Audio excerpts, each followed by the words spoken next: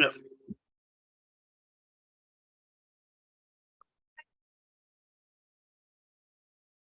Council, we are reporting out of closed session.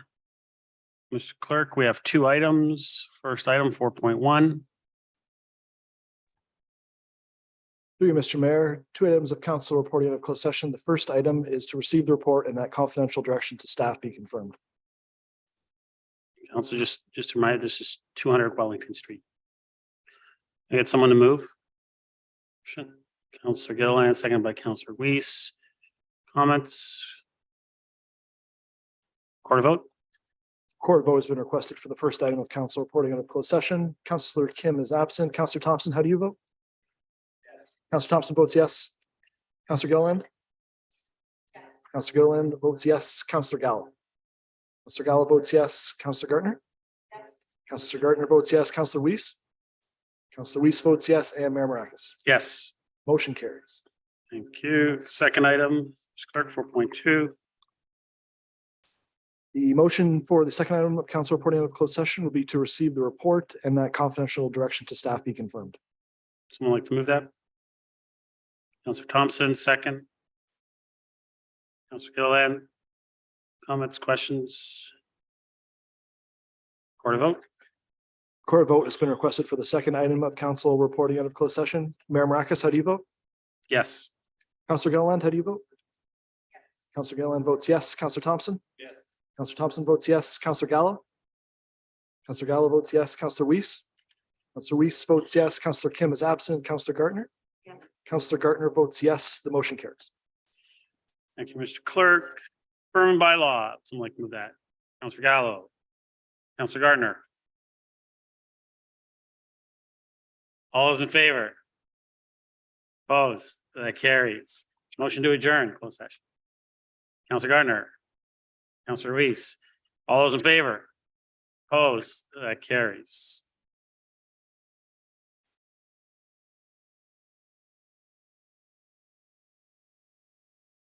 Mr. Clerk, time is 7:02. I'm going to call this council meeting to order. Town of Aurora acknowledges that the Anishinaabe lands on which we live and work are the traditional and Treaty Number 20 territories of the Chippewas of Georgina Island, as well as many other nations whose presence here continues to this day. As the closest First Nation community to Aurora, we recognize the special relationship the Chippewas have with the lands and waters of this territory. They are the water protectors and environmental stewards of these lands, and as a municipality, we join them in these responsibilities. We further acknowledge that Aurora is part of the treaty lands of the Mississaugas and Chippewas, recognized through Treaty Number 13, as well as the Williams Treaties of 1923. Shared understanding of the rich cultural heritage that has existed for centuries and how our collective past brought us to where we are today will help us walk together into a better future. Council, can I get a motion to approve the agenda? Councillor Thompson, Councillor Gallo. Any comments, questions on the agenda? Call the vote.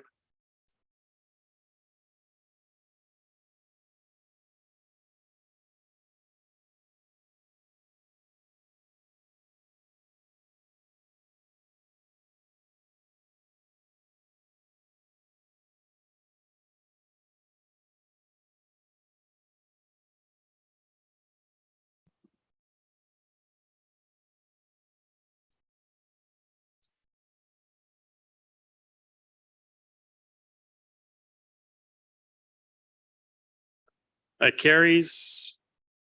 Any declarations of pecuniary interest? Seeing none. No community presentations, no delegations, consent agenda. There's 3 items on there. Can I get someone to move that 7.1 to 7.3 inclusive be approved? Councillor Gallo, second. Councillor Weiss. Is there any comments or questions? Call the vote.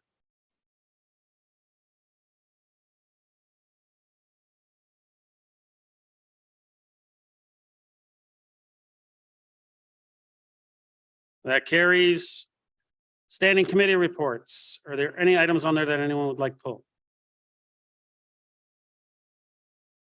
Otherwise, I'll ask for Councillor Gilliland, I just had a comment. Is that okay for staff?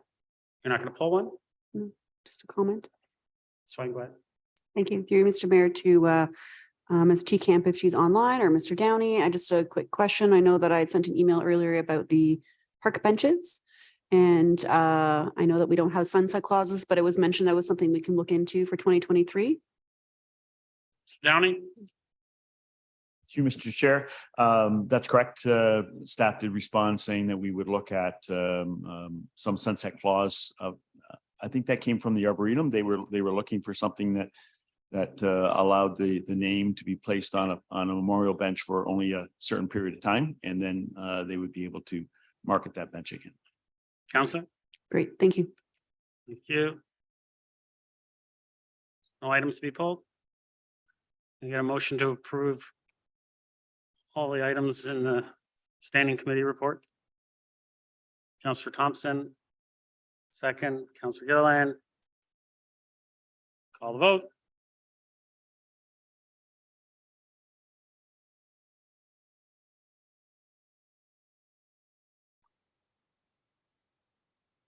That carries. 9.1, item requiring discussion. This is our 2023 budget introduction. We do have a presentation by our Director of Finance, Ms. Rachel Wainwright. Say it all the time, yet I screwed up today. Wainwright Van Kessel. Floor is yours. Just waiting for them to pull up the presentation.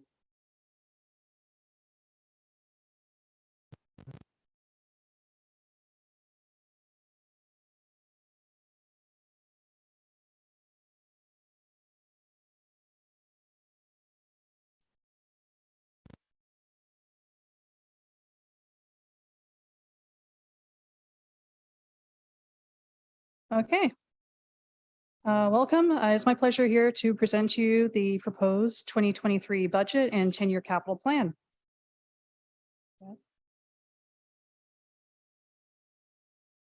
So this evening, the budget will include the following. So we're going to do an overview of the budget, then we're going to look at the operating capital budgets, a little bit on reserves and debt management and the next steps. So this basically is a bit of a summary of tabs 1 through 5 in your binders. Many of the slides that you'll see as we go forward will have page references. Those are page references directly to the pages in your binders, and you should find that content in there. At Aurora, we do have a multi-year budget process. We are now in the first year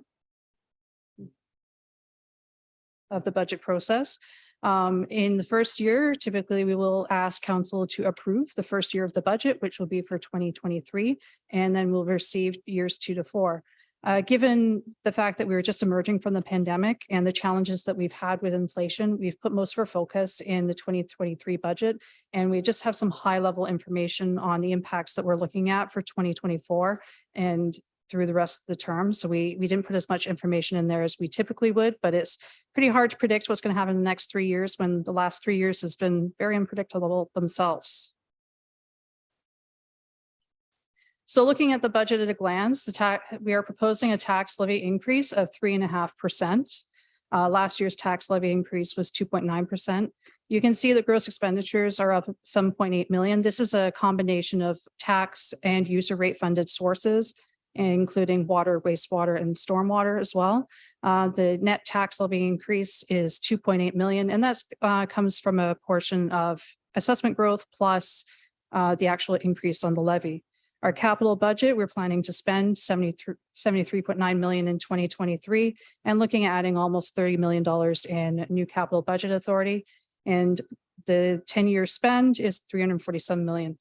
The good news is we're not looking to add any additional debt authority as part of this budget. So we're not planning on seeking any approval for any additional debt at this time. This slide shows the overall impact on the average household in Aurora. So a 3.5% tax increase on an average house assessed. So assessment values come back from 2016 and they are much, much lower than what your market values will be. That impact would be $81.51 on the Aurora portion of the tax levy. And then an average quarterly water bill. So our residential customers receive a bill every 3 months. it would be an increase of $13.80. So that water bill includes water, wastewater, and our stormwater charge. Now we'll get into a little bit more on the operating budget. So this provides just an overview at a top level of how much we're planning on spending in 2023, and also separates out the cost for the Central York Fire Services, which is shared with Newmarket. This reflects Aurora's cost only, and also our partnership with the Aurora Public Library. As you can see, we have 1.5% in assessment growth, and 3.5% is the proposed levy increase. The Municipal Act requires that municipalities present a balanced budget, that we offset all our planned expenditures with sources of funding. As you can see, our largest share of expenditures is on salaries and benefits. And our largest source of funding is tax levy sources, including supplementary taxes and payments in lieu. Now, in 2023, developing this budget, as you can imagine, the biggest challenge is actually being inflation. Many people are facing this challenge as we're moving forward into next year. So if we look at the dashed line here, this is our typical 2% per our budget guidelines of inflation, showing that when we start looking from before the pandemic hit us in the end of Q4 2019 to now, where that would align with what we have. The green shaded area that reflects our budget increases included the proposed increase for 2023. And that solid line that goes up very steeply in the last year or so is current CPI for Toronto. So you can see there is a gap there, but the gap is covered through many things, including efficiencies and other savings, and also updating to revenues. This slide outlines some of the changes to the tax funded budget, and you'll see the structure appear in the departmental budgets that will be reviewed at Budget Committee in January. So the base changes reflect existing contracts, existing services, and reflect mostly inflationary charges on existing services. The capital is when new projects are coming online, so the cost to operate those. Fiscal strategy in this sense actually includes a little bit more than just our typical 1% for fiscal strategy. It includes some of the debt repayments and other items that are included under the broader fiscal strategy that we have. We also have 183,000 here for growth, and this is to help us maintain our existing services for our growing community. And we have a small portion for enhancements. So these are new services that are being added for the town's benefit. And on the right there, you can see how this is being paid for. The 1.5% relating to assessment growth, 1% in our fiscal strategy, which is our capital contributions, and then 2.5%, which is the inflationary portion of the levy. Many of you have seen this slide before. This is a gross spending versus net budget. I did forget to move finance. It should actually be the fourth one up there. I apologize for that. We'll fix that when we do the final budget. More focused on making sure that the numbers are actually correct. So as you can see, Mr. Downey's budget in operational services does include the most spending. This is because this budget also includes water, wastewater, and stormwater services, which are funded through their own user rates. So while it's got the most spending, it is not the one that's got the most tax levy funding. The largest share of tax levy funding is for Central York Fire Services. In the budget, we are proposing a total of 5 permanent full-time positions.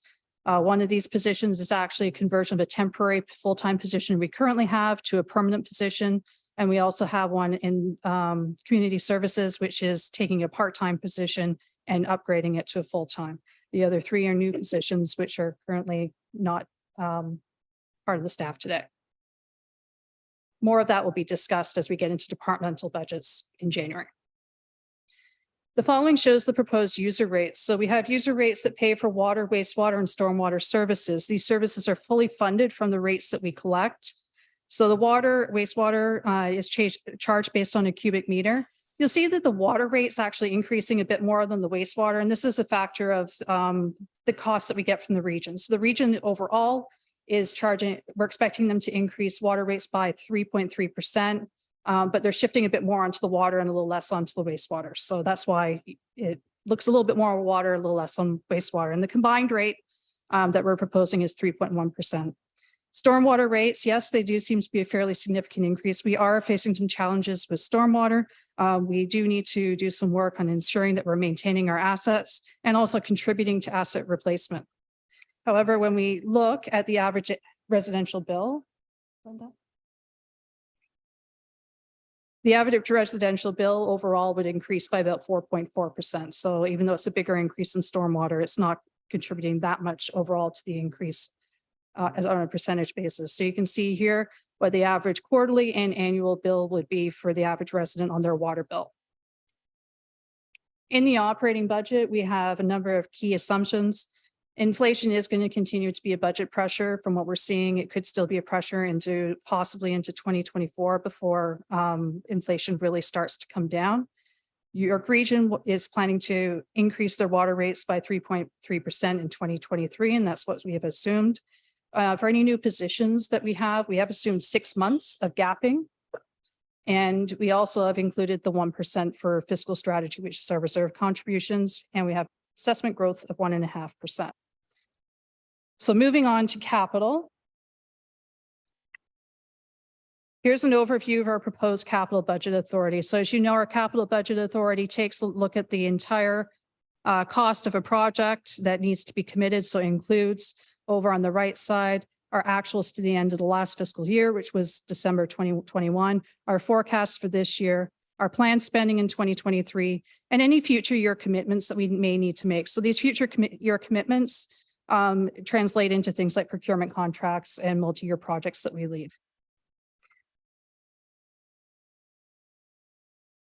Asset management and growth do make up most of the plan.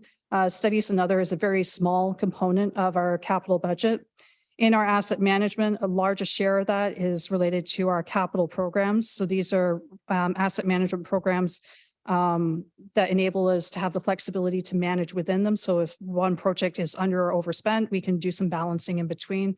Capital programs were implemented in 2 budgets previous to this one. Largest spend overall is actually for asset management for roads at around $19 million. We also are proposing adding an additional capital program for IT repair and replacement. So the capital programs only relate to asset management type projects, not anything relating to growth. Our growth number, particularly in 2023, includes 1.1 million for the addition of the SARC gym, and also about 10 million for Aurora Town Square for the completion of that project. Our capital plan is $45 million higher than what it was last year when we looked to the 9 common years of our capital plan.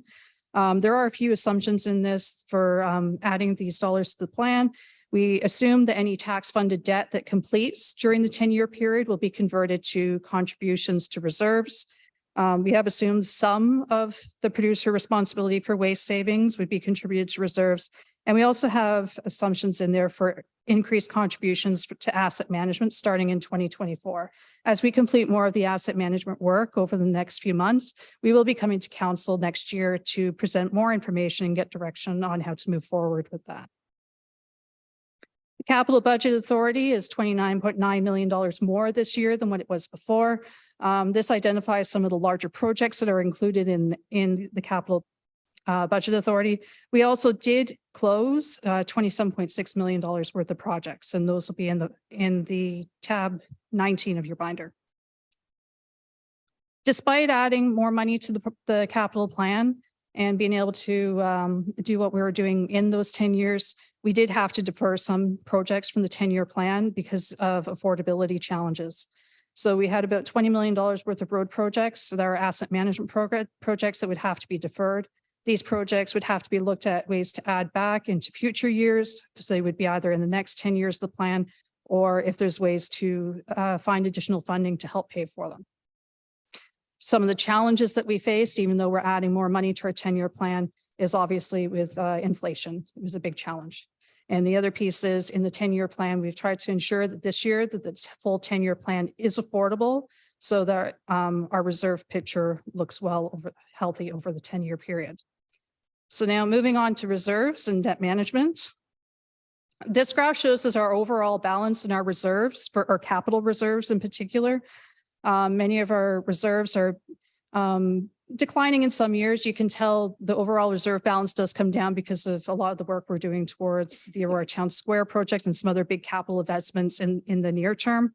The one that is a bit of a concern, especially with everything that's going on recently, is our development charge reserve, which is going into a negative balance by 2032. So Bill 23, the More Homes Built Faster Act. So this is a bit of a concern for our capital plan. We have not assumed this in the plan. Our current bylaw does expire March 2024, so that will be subject to the new bill.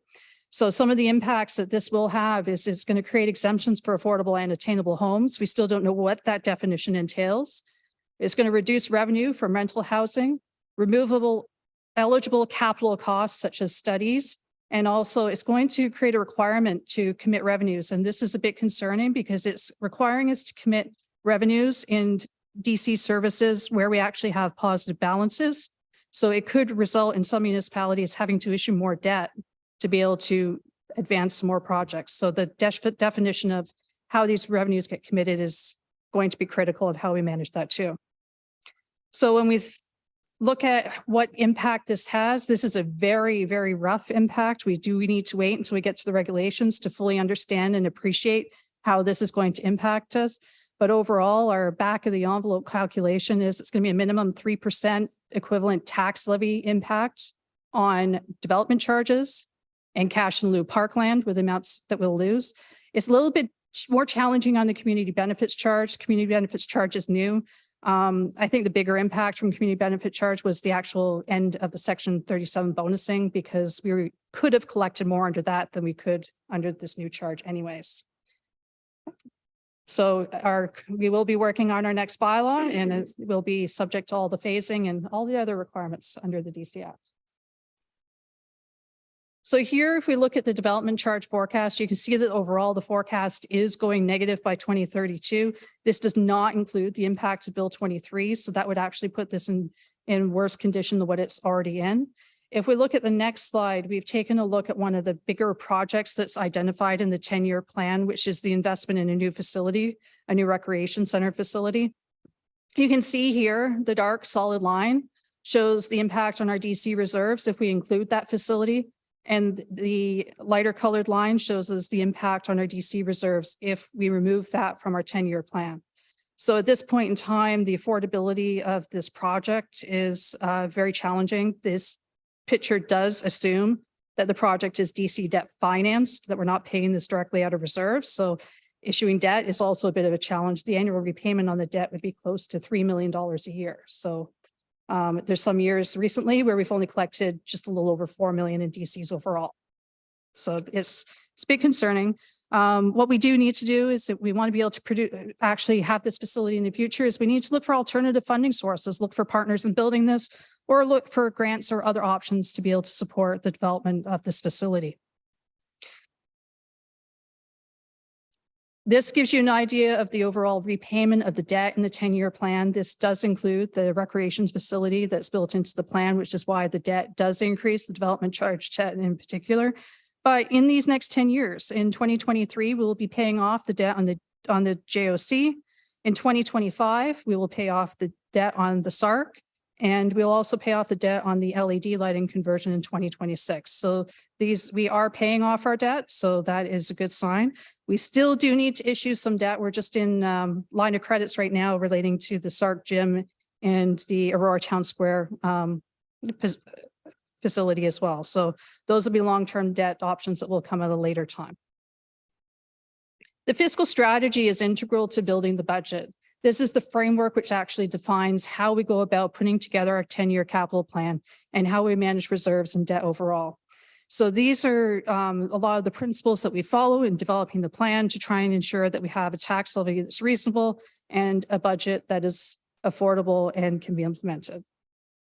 So our next steps after tonight, we will be moving into budget committee next month. We have our first meeting on January 9th.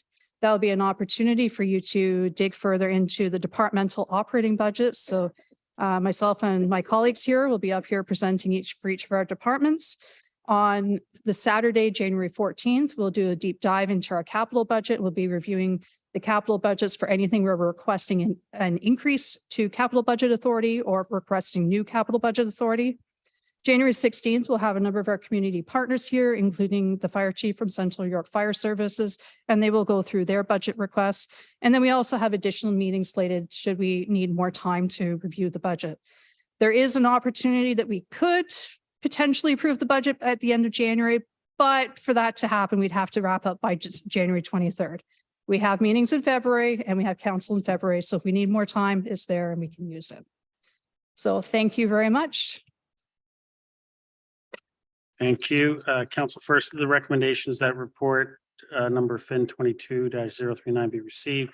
And two, that the proposed 2023 budget be referred to Budget Committee for review at the scheduled meeting starting on January 9th, 2023. I get someone to move that. Councillor Thompson, second. Councillor Gilliland. Are there any comments or questions to the presentation or to the report? Councillor Thompson. Thank you. And thank you, Mrs. Wainwright Van Kessel, as always. A great presentation, a nice kickstart to budget season. I know many of these slides and points will go into more details. I just wanted to touch on just the one slide, which is number 21, which talks about the deferral of projects.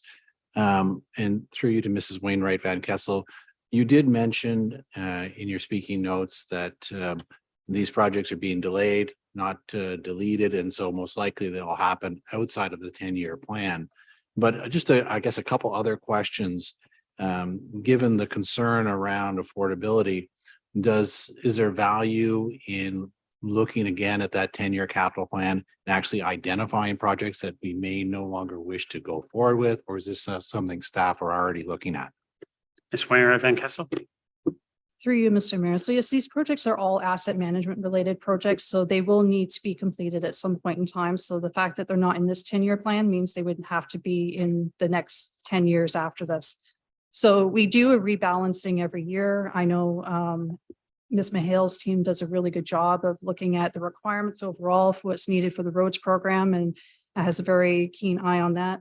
But overall, if we want to be able to add some of these projects into the plan, then something would need to come out because we need to make sure that we have an affordable plan, that we have reserves to pay for what we need to as we move forward. Councillor. Thank you. And following on that then, so if council were to introduce any new capital projects this term and look to have it done within that 10-year forecast, would we then need to either identify another project that perhaps would get pushed out, or would that result in some sort of tax pressure? Ms. Wainwright Van Kessel. Through you, Mr. Mayor. So the project that gets pushed out, it would depend on the funding source as well. So it would need to be something of a like funding source. So for many of these projects, they are funded from tax levy, and there may be some on the reconstruction that has some water sewer components of funding. So we would have to swap out for like funding in that way. It could, like the other option is it could be a tax pressure too, right? If we needed to, if we realized that this was critical, we needed to add it, then it's it could result in that, or it's a matter of deferring other projects. And then just the final question, are you hearing, I guess, any rumors of when we might expect to see those regulations surrounding Bill 23? So we have a better sense of, the impact as you've sort of demonstrated to our DCs? Ms. Wainwright Van Kessel. Through you, Mr. Mayor, I have not. I have asked the question. I know others are asking the question as well. We'd all like to know when they are. I did provide some feedback to the minister's chief of staff. I did raise some of the concerns that we have specifically for Aurora and how it would impact us. So I'm waiting to hear. Great. Well, that's it for now. And then I look forward to our first budget meeting. Thank you. Thank you, Councillor. Councillor Gilliland. Thank you. I think Ms. Wainwright Van Kessel answered my question. So you have not heard back from the minister as of yet, or the chief of staff. Okay, thank you. Thank you, Councillor Gardner.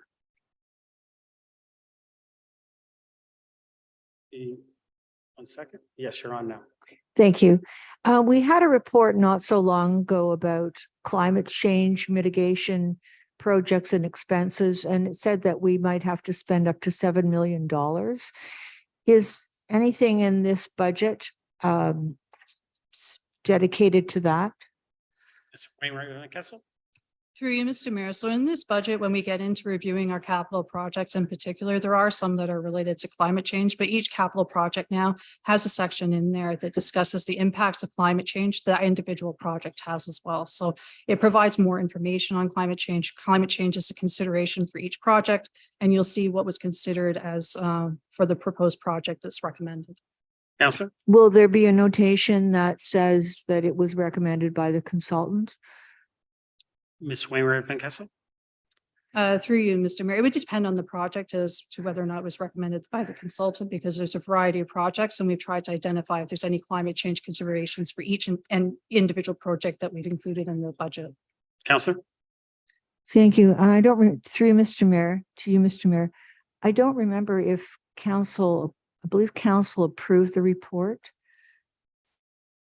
Okay, so I should have asked earlier. I'll ask it offline. Thank you.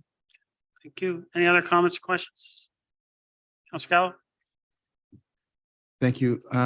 Just looking at the schedule, will there be an opportunity, hopefully early on in the process, for council to, some of us may want to introduce something maybe ward specific. It's all new to us, but we're all thinking about different ideas.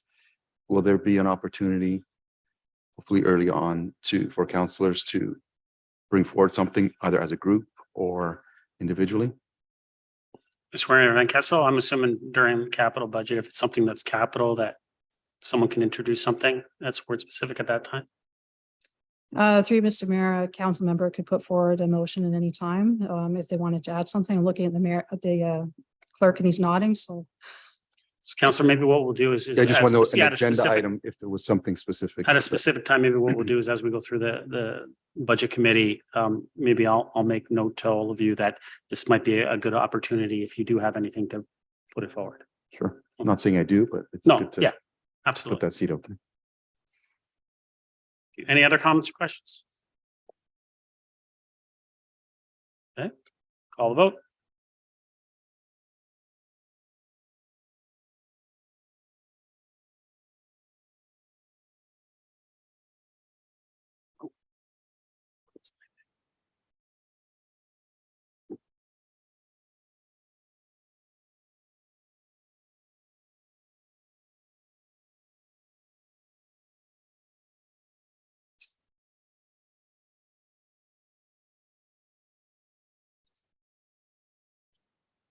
Sure.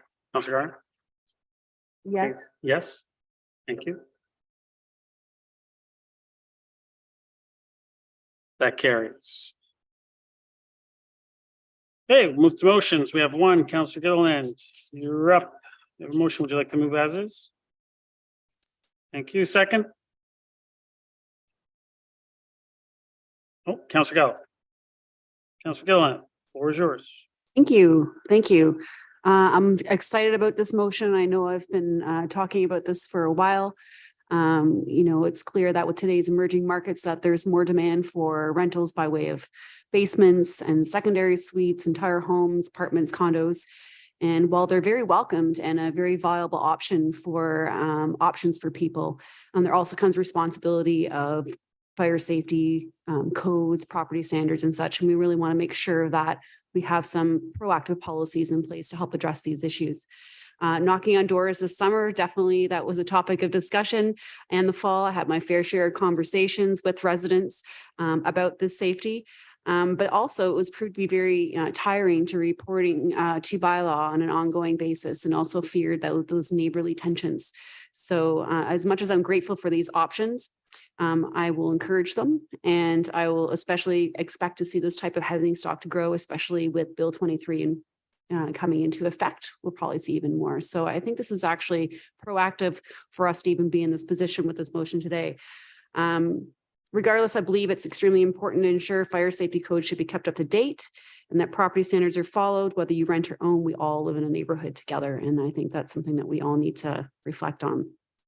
Again, this motion is intended to have staff report back with the feasibility of these options to include a more proactive approach by using an inspection model which successfully exists in other municipalities such as Brampton, Waterloo, and Oshawa. And hopefully I can count on your support today. Thanks. Thank you. Any comments, questions? Counselor Guard. Thank you, Mr. Mayor. My goal with this motion is to ensure safe living conditions for renters living in basement apartments.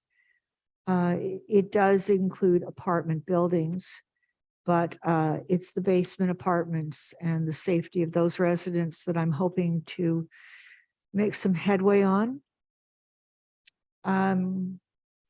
I have spoken at length with staff. I think we don't really know what's out there. So the most important thing would be to identify and to follow up on complaints, inspect, and do our tracking to ensure that there's compliance, and if there's not compliance, penalties. And I do have a motion that was passed by council about this generally about our bylaw.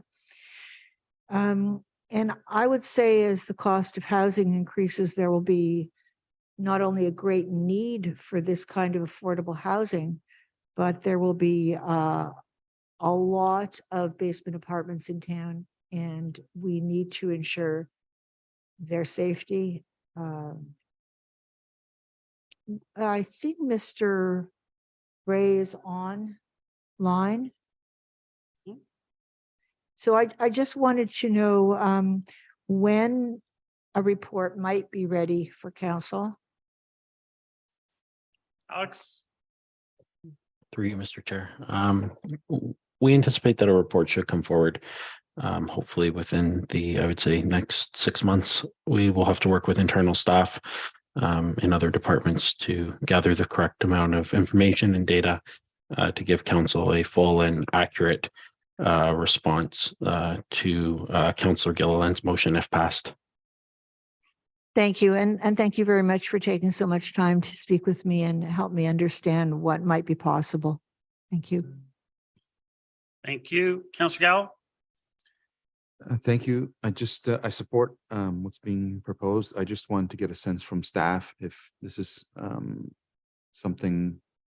I was going to ask timeline. Now we know the timeline on it. If just any issues that they found, or is this something that is something that can be done? Currently, it's complaint driven. This is a different approach from the way we conduct business. I just want to make sure staff is on board. Through you, Mr. Mayor, it will have an impact on capacity of the bylaw division. And it could possibly have an impact on other service levels within bylaw, because this is a proactive approach to rentals. And we don't have the data, so it will take us time to collect the data in terms of where those rentals exist within the town. Counselor. So all of that through you, Mr. Mayor, will be part of the report coming back in 6 months or so. I'm seeing nodding yes. Yes. Okay. Generally speaking, have we found any concerns with complaints that we've received through you, Mr. Mayor? Ms. Van Leeuwen. Through you, Mr. Mayor. Well, we have seen increases in property standards complaints over the years, but by law, as we are experiencing growth across the town, the number of complaints are increasing annually in many areas. Counselor. But specifically to rental apartments and tenant and landlord issues. Ms. Van Leeuwen, or do you want me to ask Mr. Ray that? To you, Mr. Ray? Mr. Mayor, Mr. Ray might have that more of that data. Yeah. Alex? Through you, Mr. Mayor. I don't have raw data available, but I would say overall we are seeing an increase in concerns from residents relating to property standards in rented units, more specifically basement apartment type scenarios. So it has to do with standards overall, and can range from varying issues. It could be heat, it could be concerns with things like appliances in the unit, or it could just be general standards within those units. Overall, it is increasing, I would say, but I don't have hard numbers available for you at the moment. Council. Okay, I'm gonna agree to this and wait for the report, and then we can go from there. Thanks. Thank you. Councillor Thompson.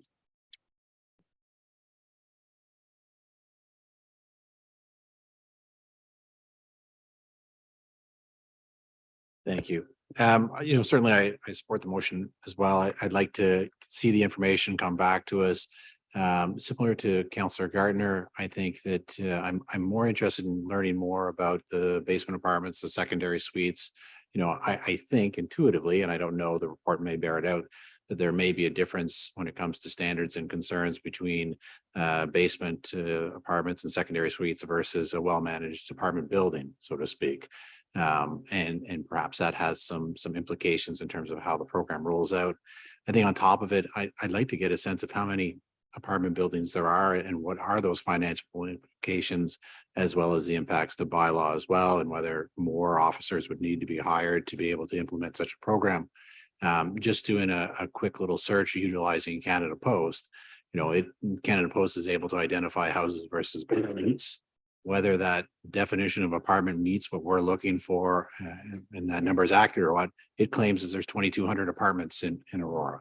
And so that's a considerable amount of work to be able to identify, classify, and or proactively reach out to them if that number is accurate. And certainly this report may be able to further identify how many apartments we're talking to, because that would be a fair bit of work and or impact to the department. But maybe that's mitigated by focusing on those that we feel that the safety is the biggest concern, and that makes it a more manageable number. But at this point, I'm happy to receive the report and see some answers to those questions. Thank you. Thank you. Councillor Weiss. Yeah, I'm in support of this as well. Throughout the campaign, there was almost no day where there wasn't somebody, not necessarily a resident in a secondary dwelling, but someone on the street that was worried about someone in that dwelling. And it was early as just last week. I've had people going out, and I've had on one street, there were 7 or 8 complaints about people, and they're mainly worried about safety. But the real issue for me, and I'm looking forward to the feasibility and the implications, is that I think we have something like 343 registered secondary dwellings in this community. And I'm quite sure that we have 343 secondary dwellings in each one of our wards. So it's really underrepresented. So the feasibility should really include the amount of capacity we have, because it's imperative that we do this right. So I'd really like to see a very fulsome look at this and see what the impact is financially on us. But it's one of those things that I think is important for our safety of our community and the well-being of our community. And it's been said before that Bill 23 is likely going to exacerbate this, so we ought to be prepared. So I'm in support of this study and looking forward to seeing the report. Thank you. Any other comments or questions? Want to finish, or Councillor, or did you just want me to call a vote? Yep. Okay. Call the vote.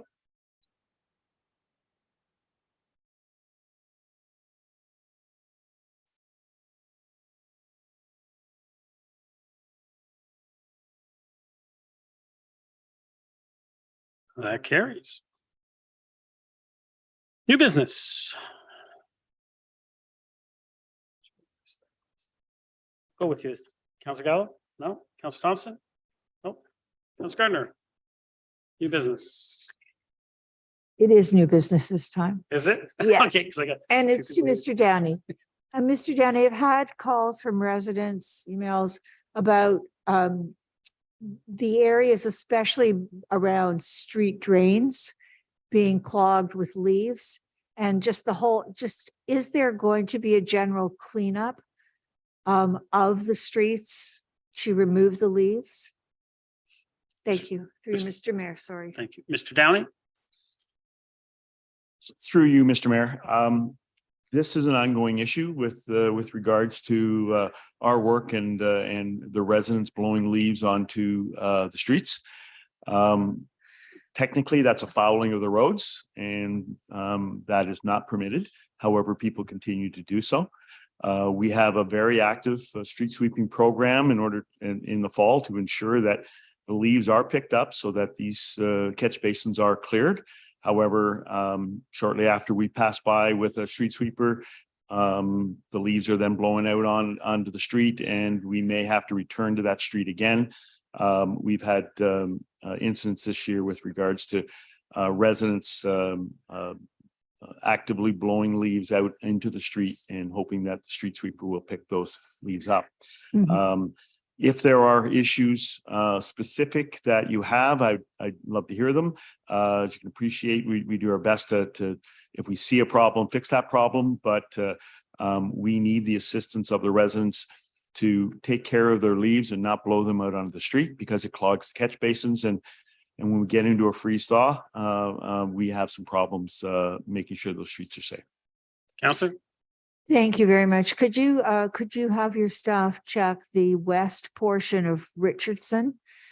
And also last year, and I don't know if it's the same this year, I noticed that Yonge Street from Henderson to probably Murray had a lot of leaf debris on the I don't know, Mr. Downey, are they called street drains, stormwater drains? What are we calling them? Catch basin drains. Yes, I noticed that last year, and it may also be because of the slope of the land. And there are a lot of mature trees in that area, but that could be a potential flooding issue as well. Thank you. Thank you. Is that all, Counselor? Thank you. Counselor Gilliland, new business. Thank you. Just a quick comment, just to thank staff for their quick response to Yonge Street and adding a sign there for no parking in one of the driveways that was blocked, and also addressing some of the parking issues. I know there's been quite a challenge on Yonge Street during rush hour traffic, and I think on an ongoing basis, it'd be backed up to about Kennedy from Yonge and Wellington. So I just wanted to say I appreciate your quick response and your ongoing attention to that, and as well operations for your quick response to showing up on the slip from the plow on the sidewalk, and we were able to get a resolution on that. So I do appreciate that. Thanks. Thank you. Counselor Weiss, new business? Yes, thank you. One sec. Go ahead. The only thing, it may actually be old business because we spoke of this before, but the residents at the northwest of St. John's have want to review this crossing walk. And I think that because it's a regional road, then there has to be some requests and a little pressure put on them. But I spoke to you briefly about that. I just wanted on the record that we're interested in revisiting the crosswalk at around the top end there, wherever that makes sense for that to be done. Absolutely, Counselor. And as I mentioned, especially now that the election's over and the regional council has started back up, I'll be bringing that back up to attention of our commissioner and making sure that we hopefully move forward in a positive direction to provide a crosswalk in that area, because it's much needed. I agree with you, and I know that the residents needed to get across to utilize our trail system as well. So it's something that we talked about before the election, and we had some positive conversations, but we're going to push forward now that the election's over, trying to get that for our residents. Thanks. I'll be happy to hear that. Yeah, and I'll keep you updated so you can keep the residents updated. Appreciate it. Councillor Gardner, you have more new business? I have a question through you, maybe to you, Mr. Mayor, to Mr. Downey. I noticed, and perhaps it's been there for a while, we have marked off parking spaces on Yonge Street north of Irwin in that area. I don't ever remember seeing that before. So, I mean, you can answer if you want, I can answer too, but Councillor, that parking has always been allowed in that area. The signs have been up. The lines have been part of the Economic Development Corporation's strategy for the downtown core to have visual spots so people can actually see that they can park there during those those hours that they are allowed to park there. And so that's why those lines appear. Okay, thanks. Councillor Gallo, new business. Thank you. I just, I know the weather's getting great and for skating and we're installing skating rinks around town. I just wanted to ask whether we can get one at Queen's Diamond Jubilee Park again, and I'm happy to support the watering like we've done in the past. The community one, I believe we are going to look at that, but Mr. Downey, go ahead. So through you, Mr. Mayor, that's usually a community request, so we can certainly have staff get hold of you, Councillor Gallo, and we can get that going as we have in previous years. We've had requests from other areas in town as well. Perfect. And if any councillors or the mayor wants to join in Ward 5 watering early mornings, feel free. I might, maybe, just maybe. Councillor Gillen, you have something else to add? New business? If you don't mind, through Mr. Mayor to Mr. Ramuno, just to follow up to Council Gardner's comment about the parking. I know I requested Mr. Batt, he was off ill for quite some time, and I wanted to follow up just about one of the lines that was really, really close to one of the apartment buildings. And there was concerns from the residents that if cars were to park there, that they could not make that turn very safely because the line was way too close to the actual edge of the driveway. Is there any way you could have staff follow up with me to make sure that that concern is addressed? Mr. Ramuno? Through you, Mr. Mayor, we could certainly follow up. Great, Councillor? thank you. Thank you. Seeing nothing else. Bylaws.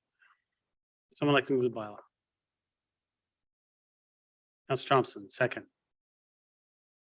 Councillor Reese. Comments, questions on the bylaws? Call the vote.